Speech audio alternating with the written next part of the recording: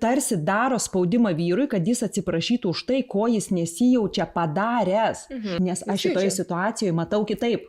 Nes dabar žiūrėkite, ką mes girdime. Tu, tavo ego, tu turi atsiprašyti, tu pripažink, tu atitolink. Aš tai visada sakau, tai yra pirmoji motels klaida. Kas tai yra? Galios pozicija. Jo. Jeigu norime kalbėtis, ne vienas negali būti galios pozicija. Susitvarkyk su ego.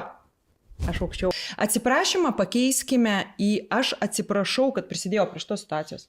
Aš atsiprašau už savo emocijas. Aš atsiprašau gal už tokį žodį pasakytą. Aš atsiprašau, kad aš ten paleidau vadelės.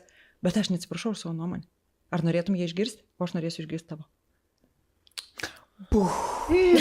Prisiminsi šiai, suprantat, tai kaip būtų faina poroje apsibriežti, kad vieną kartą atsiprašo vienas, kitą kartą kitas, nes būna tokių porų, kur sako, aš visą laiką atsiprašinėjau. Visą laiką krentu į tą mažesnę poziciją ir šitas lieka visada teisus ir čia jau yra labai blogai. Bet tam, kuriam pirmam nuslūga emocijos, aš atsiprašau už šitą situaciją. Tada, kai tau nuslūgs, kitas sako, okei, ir aš atsiprašau. Ir mes pasiruošę pokalbį. Viena pagrindinių taisyklių, čia užsirašykite visi. Nu?